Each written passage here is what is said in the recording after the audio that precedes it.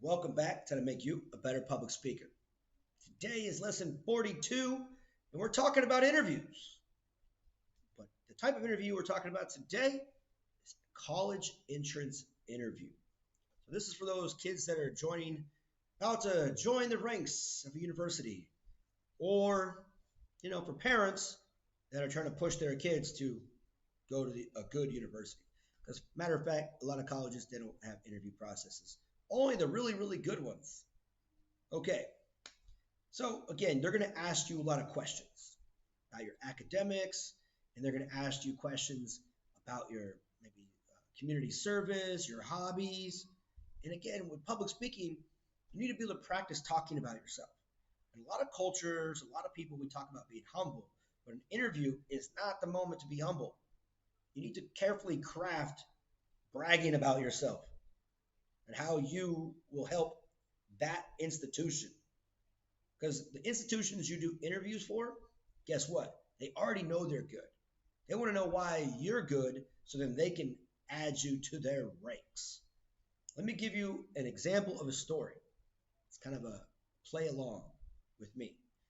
One of my professors at Arizona State University, he went to Harvard, and one of his jobs was he would interview high school students in the West Coast that were going to be going into Harvard or trying to get into Harvard. And he sat myself down and another student down one day after class. And he's like, Ben and Charlie, let me ask you guys a question. Your first semester at Harvard, you're already in. You get all C's in every class. What do you do differently? Now, Charlie answered first. He's like, uh, you know, I think I'd have to sit there and rethink my strategy and try to figure out what is really important in my life because if I'm getting all C's, there's something wrong. Okay, so that was his answer. My answer, again, I'm in my mid 20s, just got out of the army, and I'm kind of cocky, but confident. That's what the military did. So if you want to be confident, do that also. Either way, I said, well, I got all C's.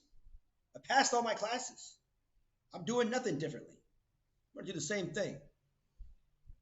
And his answer was like, you're right, Ben. You're right. And his logic behind this was you're already in Harvard. You passed all your classes. When you graduate,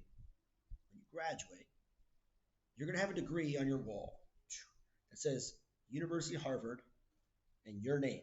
It's not going to say your grade point average. Okay, so how does this link to public speaking?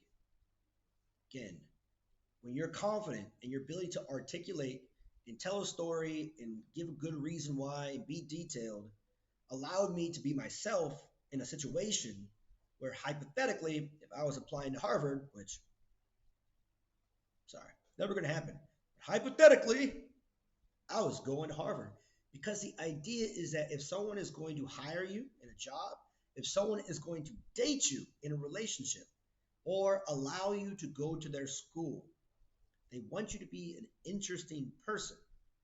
How do you practice being interesting to strangers? Is you start public speaking, right? Practice your stories.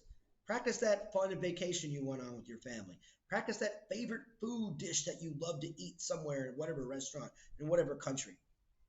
And this will bring you to that seat, that chair one day where you're sitting directly across from somebody trying to get into a school or trying to get a job or trying to find your future husband or wife, all because you started public speaking. So go out there, start public speaking, and conquer your interview. And I'll see you next time on how to be a better public speaker.